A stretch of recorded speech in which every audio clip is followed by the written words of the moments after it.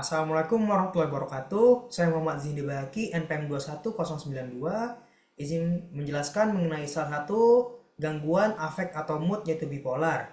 Secara definisi, bipolar adalah gangguan mood yang terdiri dari paling sedikit satu episode manik, hipomanik, atau campuran yang biasanya disertai dengan adanya riwayat episode depresi mayor.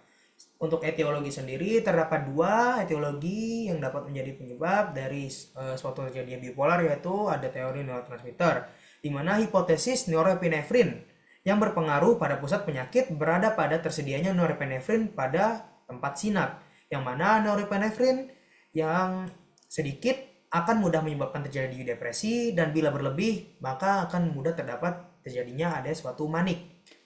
Lalu untuk faktor neuroendokrin, yaitu tidak normalnya aksis HPA dan aksis HPT sering terjadi pada penyakit bipolar. Untuk gambaran klinis pada fase manik kita menyingkatnya di DICFAS. D yaitu distractibility, yaitu si pasien gampang terdistraksi. I insomnia, adalah gangguan tidur, pasien jadi susah tidur. Lalu ada grandiosity, adalah paham si pasien yang merasa dia lebih baik atau dia lebih besar daripada orang lain. Lalu ada flight of idea, yaitu adanya pasien merasa banyak ide di dalam kepala, di dalam pikirannya yang tidak dapat ia realisasikan.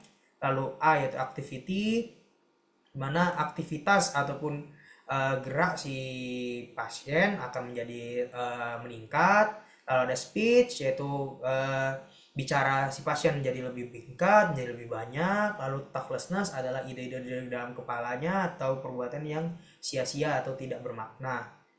Oke, lalu untuk gambaran klinis pada fase depresi kita bagi tes dua, yaitu ada gejala mayor dan minor. Gejala mayor terdiri dari 3 gejala, yakni mood depresif, kehilangan minat dan atau kegembiraan, lalu juga adanya berkurangnya energi, dalam artian si pasien menjadi mudah lelah.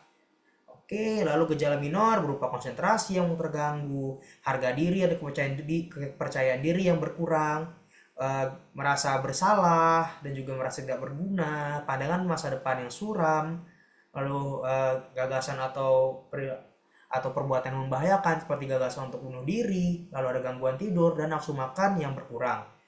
Kriteria diagnosa dari depresi menurut PPDGJ 3 terbagi atas 4, yaitu depresi ringan, sedang, depresi berat dengan gejala psikotik, dan juga depresi berat tanpa gejala psikotik.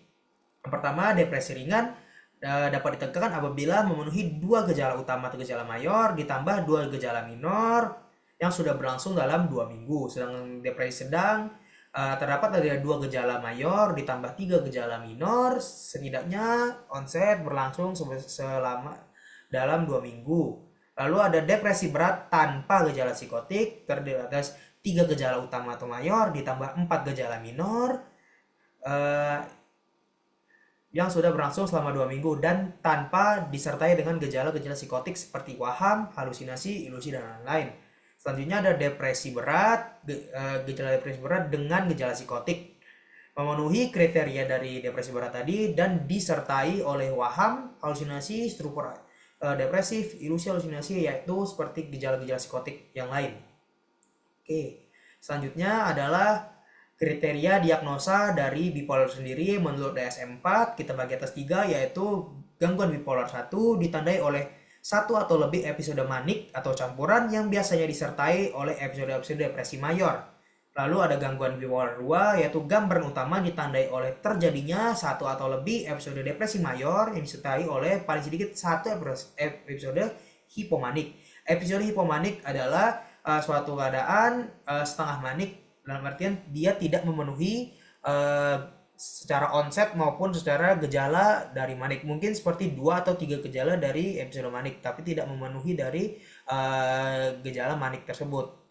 Oke, lalu ada gejala siklotinik. Gejala siklotinik ditandai paling sedikit 2 tahun, berarti gangguan siklotinik adalah gangguan afek menetap, dan sejumlah periode gejala manik yang tidak memenuhi kriteria episode manik, yaitu hipomanik, dan sejumlah gejala depresif yang tidak memenuhi kriteria gangguan depresif, yaitu distimia. Berarti gangguan siklotik adalah suatu gangguan menahun yang terbatas hanya pada fase hipomanik maupun hanya fase distimia saja, tidak memenuhi dari kriteria manik maupun kriteria depresi yang berlangsung setidaknya 2 tahun.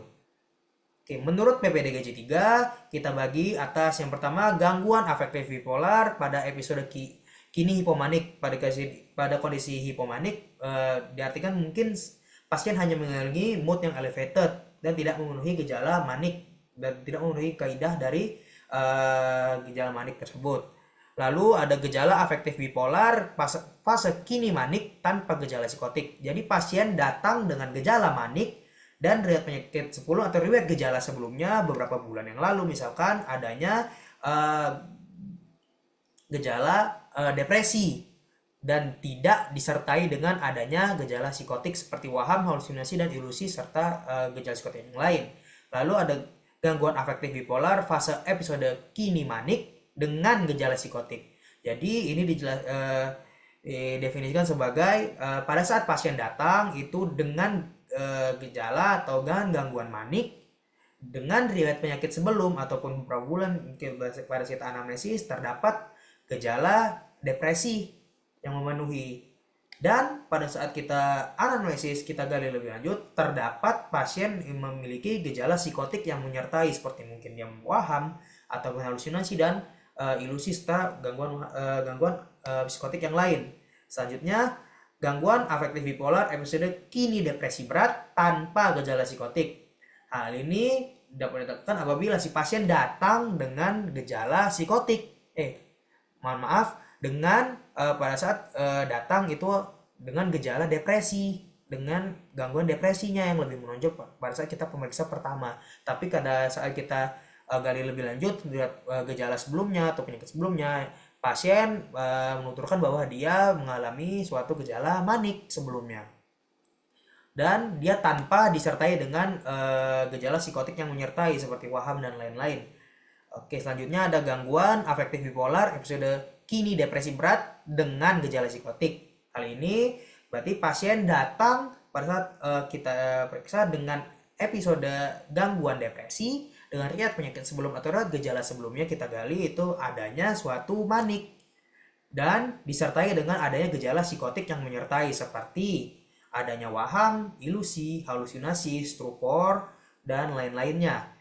Oke, lalu untuk penata laksanaan, untuk farmakologi kita berikan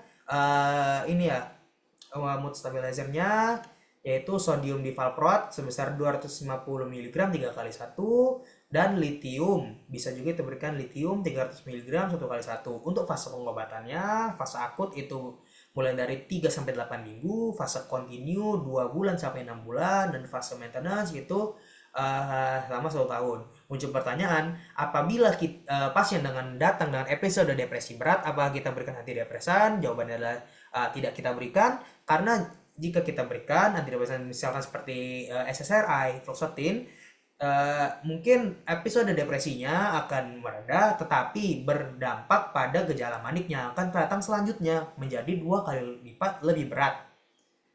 Maka dari itu pemberian antidepresan pada gejala bipolar tidak diberikan, hanya diberikan untuk mood stabilizernya saja seperti asam divalproat dan juga lithium. Mungkin itu saja yang bisa saya jelaskan, lebih kurang saya mohon maaf. Wassalamualaikum warahmatullahi wabarakatuh.